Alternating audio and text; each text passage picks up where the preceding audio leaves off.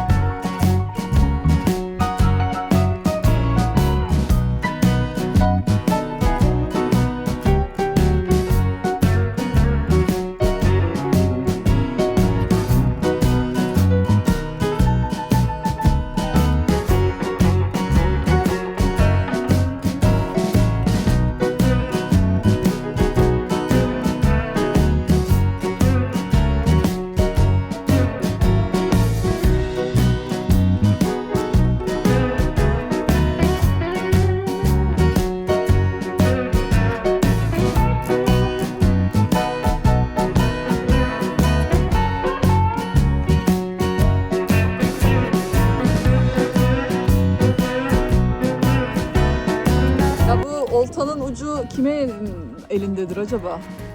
Ha? Yani tanıyan tanıyor, bilen biliyor şimdi ya. Geldik yine tutamamış. Ama Balık tutamamaya geldim. balık tutamamaya gelmiş. Bunun sözüyle geldim. Geldik ta buralara balık yedirir bize diye ama nerede? Böyle canlı yayında bir patladım. Nerede? Ciddi misin? Hadi canım. Bıraktı. Kaçtı mı? Bıraktı. Küçük bir şeydi ama. Böyle aksiyon yaşatıyor bize. Ah be. Hep işin Güzel şovundasın. olacaktı ya. Bana sor bak, dayıya sor diyecek. Tamam olacak. Neydi o? Ortası da arkadaşlar. Neyse ortası.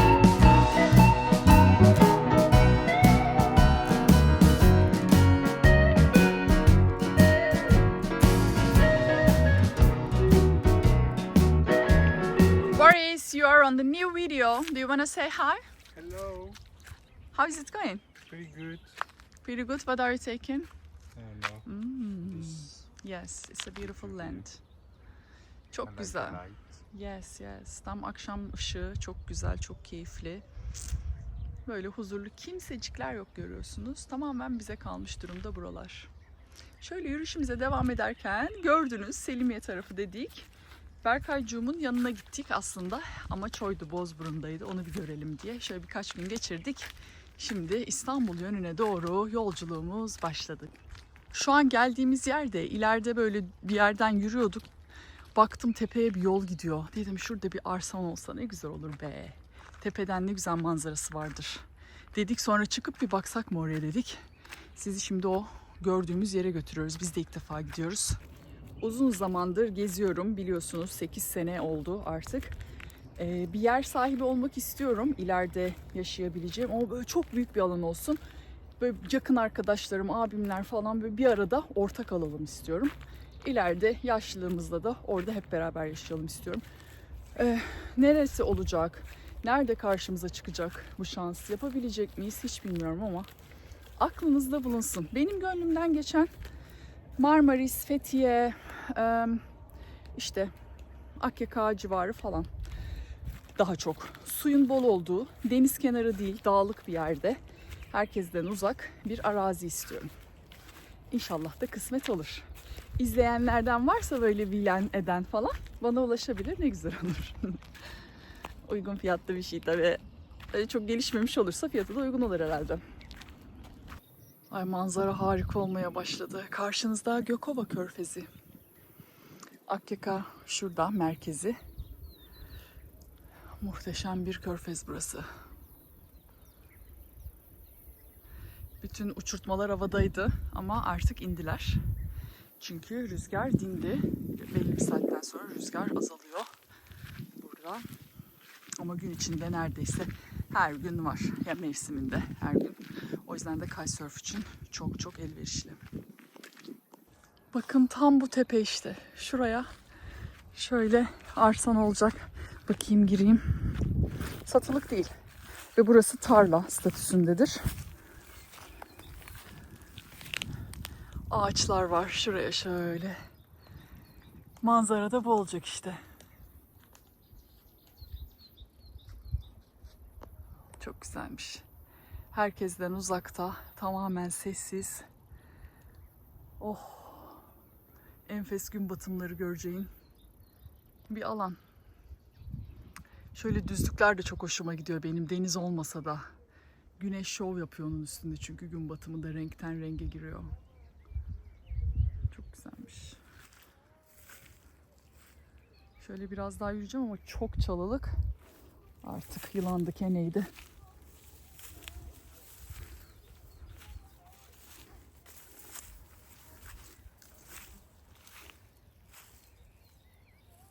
Deriz bir şey var orada.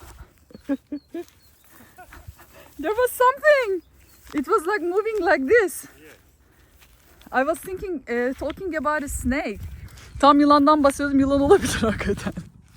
There might be. Maybe not, but yeah, let's not take a risk. Çok yoğun çalı şu anda orası, istemedim. Gerçekten böyle hareket etti. Öyle. Neyse bu videoda da böyle bir demek ki söyleyesim gelmiş yahu. Ay. Şimdi gidip yemek yapalım hadi. Bugün yemek benden. Yani karavanda ne varsa hepsini birbirine karıştırıp yapmayı düşünüyorum.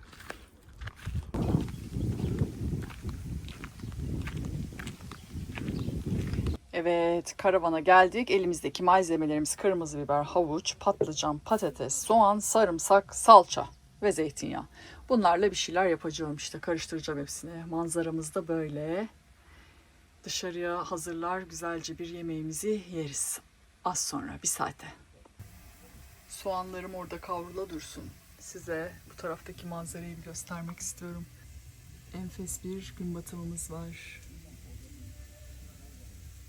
Camları da yeni silmiştik lakin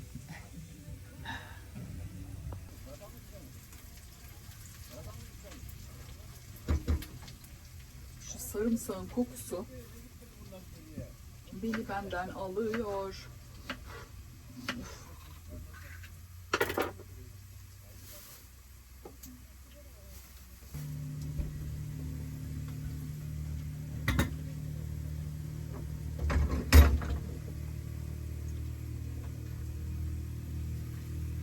Yemeğimiz hazır.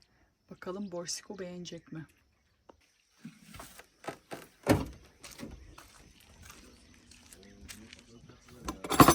Afiyet olsun. Çok teşekkürler. Umarım beğenirsin. Did you like it? Beğendin mi? This is really tasty. Very good. I'm glad to hear that. Beğendi. Manzaramız bu ve bulutlarımızın aldığı renge bakın. Çok güzel bir saatte oturduk. Ay renk o kadar efsane oldu ki. Arkaya da bakalım gelin. Yemek yiyeceğiz diye. Bu taraftan çok rüzgar estiği için kitesurf alanı orası. Böyle park edip arkasına sığınmıştık ama şu an tabii rüzgar durdu. Sahilye de gidebilirdik ama orada çok araç var. O yüzden biz böyle sakin bir başımıza kalmak istedik. Buraya geldik.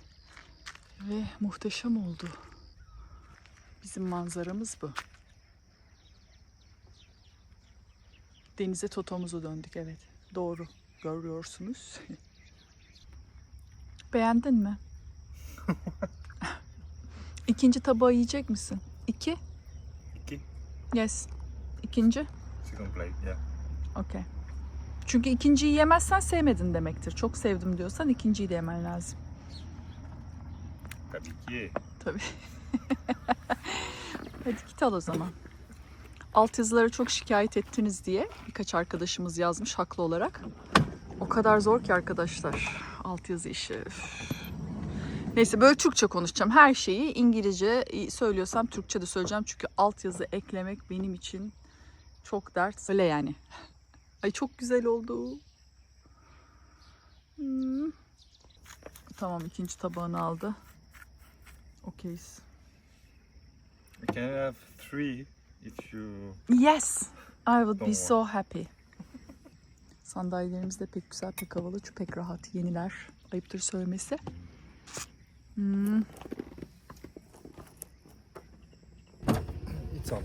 Ve teşekkürler. Ve üçüncü. Gerçekten üçüncüyü aldı. Tencereyi dibini gördü. Sevdi bayağı. Afiyet olsun ya. Afiyet olsun. Vay vay vay vay. Kardeşim ne açmış bizi. Yardırıyor böyle. Hey böyle içli içli söylüyor. Yoy yoy. Evet, bu ponçiğimize de verdik mamasını. Afiyet olsun kuzu. O da bizle birlikte yiyor. Ben de şimdi çayımı alacağım. Şöyle. Şöyle. Güzel bir keyif yapacağız. Teşekkürler. Boris verdi mamasını. Yavrucağım.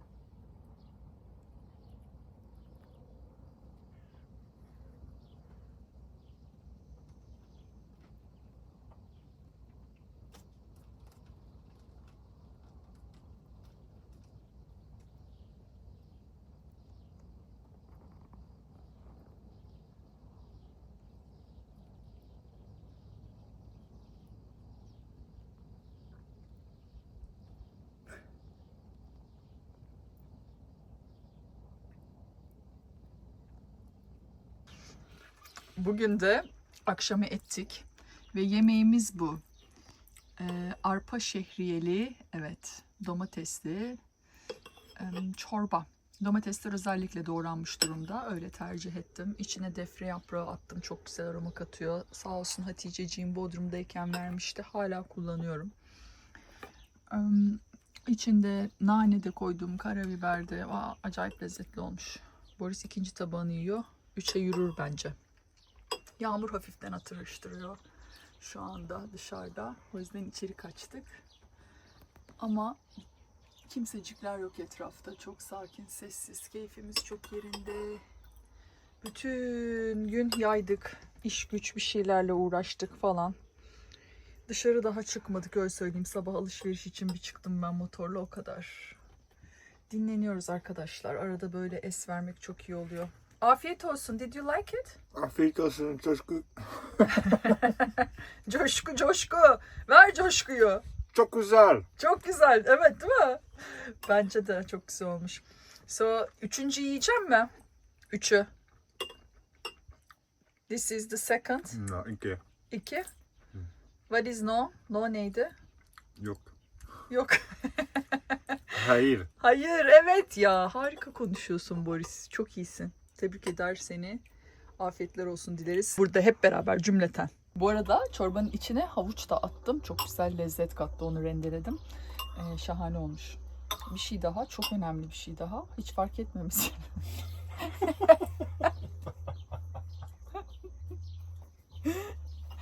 Of ya. Heh, götür. Üçüncü torbalarımızı da içtik.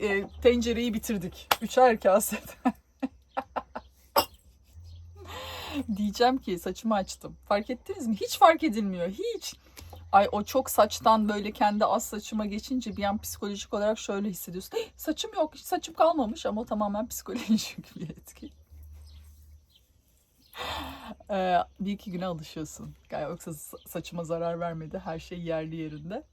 Öyle. Özümüze döndük efendim. What am I talking about? Ne hakkında konuşuyorum? I have no idea. If I do that way? About your hair? Or Yes. how you Saçın look like? hakkında dedi.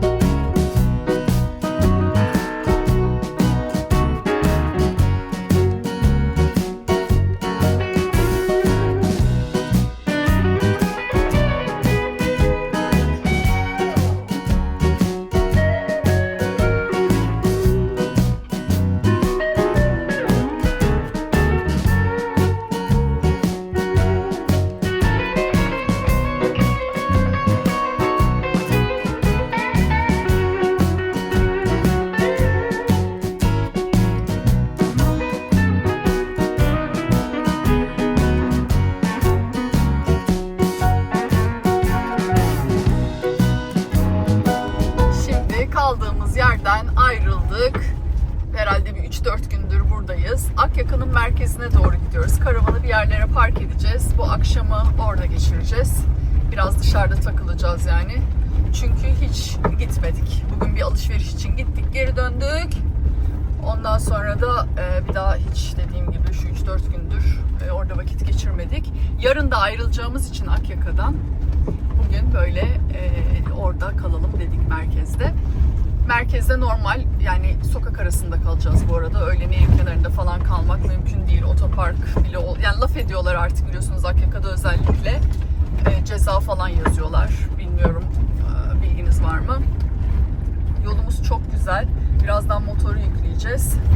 Daha böyle uygun bir yer arıyoruz. Geniş bir yol bulduk mu gölge mümkünse yükleyip yolumuza devam edeceğiz.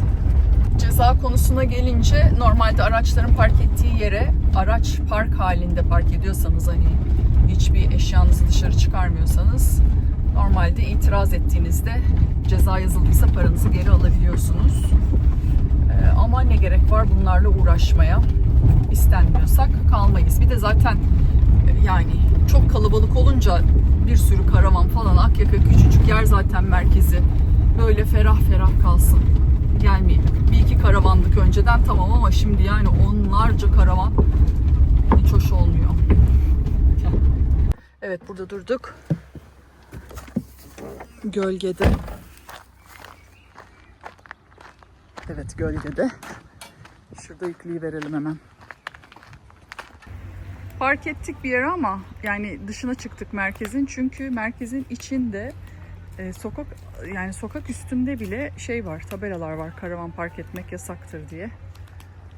Yani bilmiyorum, bana biraz anormal geldi bu durum. Çünkü hani park edip içeriği gezip çıkmak istiyoruz. Onu da yapamıyoruz. Neyse, yürüyeceğiz merkeze şimdi. Ne tatlıymış buralar.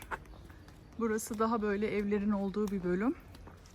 Otel falan var mı bilmiyorum bu civarda ama daha böyle dediğim gibi biraz daha dışında olduğumuz için çok uzakta değiliz. İşte az bir şey. Denizde orada işte görüyorsunuz. Yürüyeceğiz şimdi.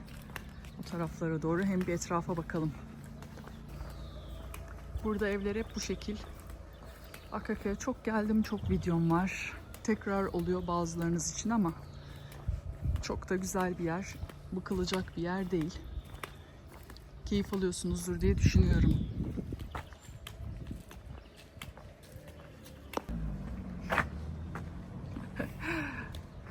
Çiçekler baksanıza ya. Coşmuş iyice.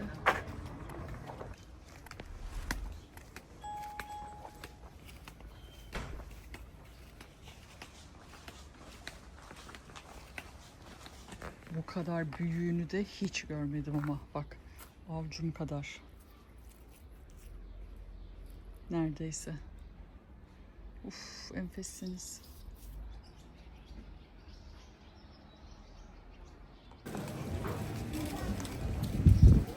Mesela şimdi burası gördüğünüz gibi böyle ana caddelerden bir tanesi.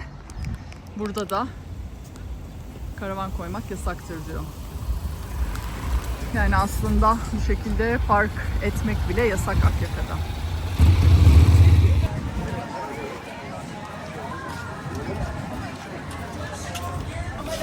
Bayram olduğu için şu an oldukça kalabalık her yer.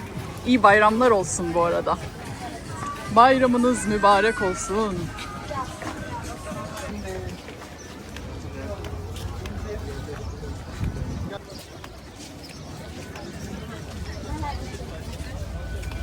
Bakın denizin sığlığı.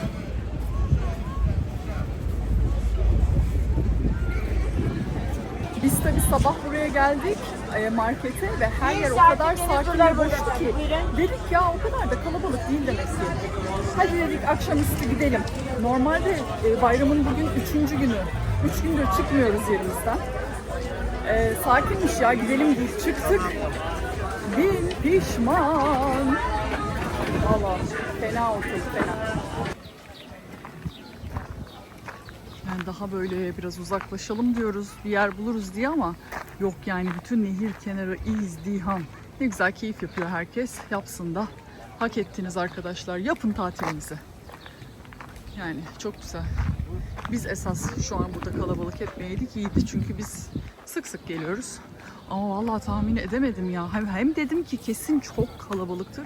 Hem de dediğim gibi sabah öyle görünce dedim çok da değilmiş ya. Demez olaydım. Oturacak böyle totomuzu koyacak bir yer arıyoruz. Şurada bir boşluk bulduk gibi. Şöyle geçeriz bence. Orası da olmadı çünkü orayı da suya giriş çıkış yeri gibi basamak olarak kullanıyorlar. Yapamadık. Yer yok, bize yer yok.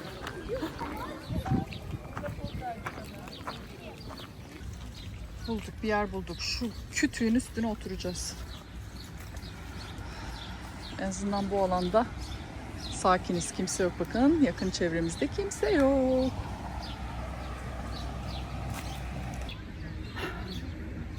Mutlu muyuz? Are we happy? I'm happy with that. Yeah, me too. Oh. Oh valla. Kütükte pek rahatmış. Sineğimiz de olmazsa tadından yenmeyecek. Şimdi yanımıza börek aldık. Biraz böyle çerez falan aldık. Atıştırmalıklar, bir şeyler atıştıracağız. Burada keyif yapacağız. Manzaramız da böyle aradan görüyoruz, ne güzel. Kuş seslerimiz falan harika. Bakın ne olağanüstü bir yere geldik. Ve tam güneş vurdu. Yağmur arkasından böyle bütün dağlara kızıllığı görüyor musunuz? Şimdi geldik, daha park ettik. Çin'edeyiz. Çıktık Akyaka'dan çünkü çok kalabalıktı. Yolda bir yerler buluruz, bakarız dedik. Ay, acayip bir yerdeyiz. Burada kalabilir miyiz bilmiyoruz. Şimdilik bir durduk. İleride bir kafe görüyoruz. Oraya doğru yürüyeceğiz. Bir konuşacağız onlarla. Bir şeyler yiyeceğiz falan. Ay enfes. Nasıl bir kızardın sen ya?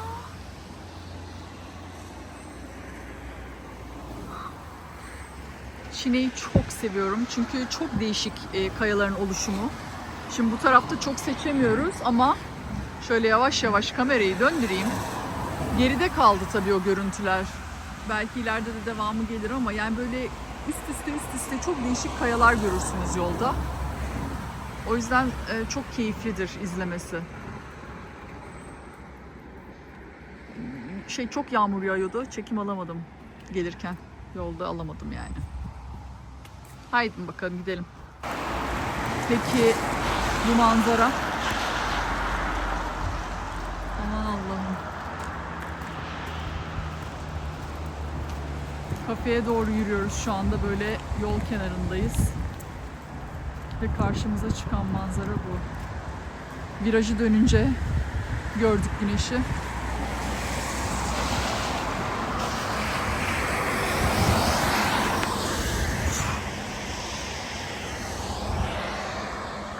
Of. Kaşarlı sucuklu tost söyledik. Afiyet olsun çiçeğim. Afiyet olsun. Manzaramız da böyle. Günaydın. Burada kaldık dün gece. Abi bize kalabilirsiniz, güvenli, bir problem olmaz dedi. Zaten bir gece kalıp çıkacağız dedik.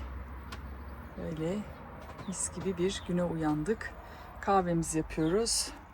Kahveyi içtikten sonra yollanacağız. Ayrılıyoruz artık Çin'den. Ve nereye gidiyoruz? Ödemiş'e doğru gidiyoruz. Böyle bayram olduğu için şu anda her yerler, yani özellikle sahil kesimi çok kalabalık. İçeriden yukarı doğru çıkalım dedik. Yönümüz Kocaeli, söylemiştim galiba. Yakında Afrika'ya gideceğimiz için Kocaeli'de olmamız gerekiyor ki ailemle biraz vakit geçirebileyim. O yüzden içerilerden biraz keşfedelim bakalım, görmediğimiz yerler var. Öyle olacak. Denize gireriz falan diyorduk ama olmadı. Neyse. Haydi o zaman. İyi yolculuklar bize. İyi yolculuklar Boris. Let's go. Let's go.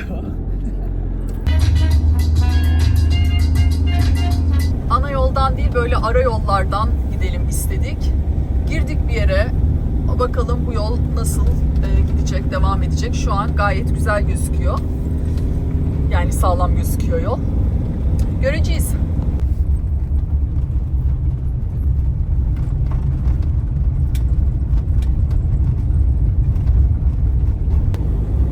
Karanfiller Köyü'ymüş.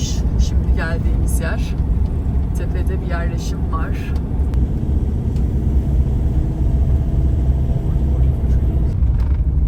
Zeytin ağacı, her yerler görüyorsunuz değil mi? Uzak mı çekim ya da bilmiyorum, biraz daha yaklaştırayım.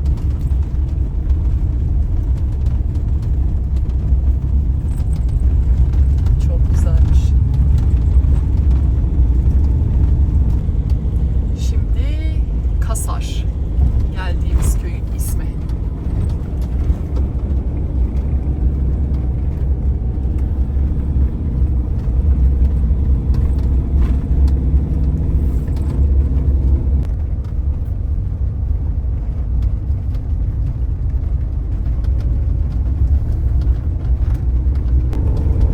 Hemen Kasar'dan sonra başka bir köy daha var.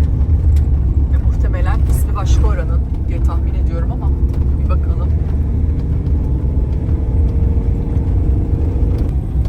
Ay çok şirin ya. Zeytin ağaçlarının içinde böyle minik minik serpiştirilmiş tatlı köy evleri. Ve köy camisi bizi karşılıyor. Demek ki hala Kasar, çünkü başka bir tabela çıkmadı karşımıza. Epey büyük bir köymüş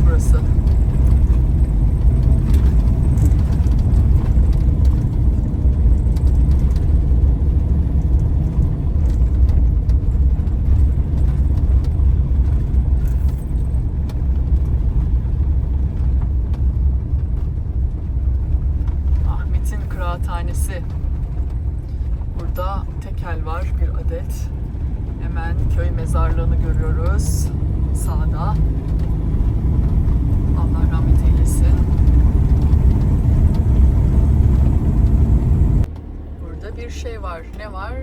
Ama neredeyiz acaba? Yazmıyor da hiçbir yerde. Görünce söyleyeceğim. Burada böyle bayram diye mi toplaşılmış acaba?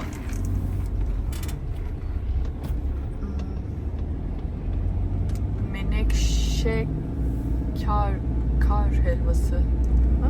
Yok, başka bir şey. Neredeyiz?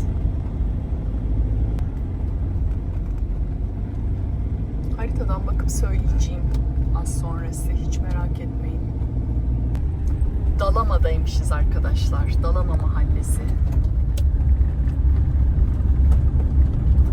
Her yer çok bir tatlı değil mi ya? Hı? Ne diyorsunuz? Müthiş bir yoldan gittik. Her yer. Sadece zeytin ağacıydı. Birkaç farklı ağaç daha vardı ama yani doluydu. Ve hiçbir yerleşim yok. Hiçbir şey yok. Birkaç çiftlik var etrafta sadece. Buralarda zeytinyağı üretim yeri görmüştüm haritada. Vardır eminim birden fazla. Oh, çok tatlıydı yolumuz. Nereden gittik? Çine'den Ödemiş yolunu seçtik. O yollardan birini. Böyle köy yollarını seçtik. Yola bakıyorum bir yandan. O yola nasıl girdik? Çine'de kalmıştık biliyorsunuz. Oradan Ödemiş'e doğru bir rota çizdik. Birkaç farklı rota vardı. Biz böyle köylerin içinden gidelim istediğimiz için onlardan birini seçtik. Yukarıda da Aydın Denizli otoyolunu görüyorsunuz. Otoban ya da otobandan daha kısa veriyordu ama bizim vaktimiz var. Otobana girmek istemedik. Burayı su basmış.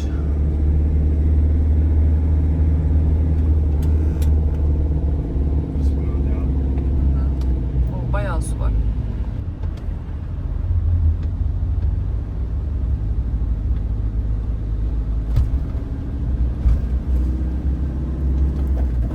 Evet. Tekerleklerimiz yıkandı, iyi oldu. Buradan da şimdi Köşk yönüne sapıyoruz. Yine çok güzel yollara girdik.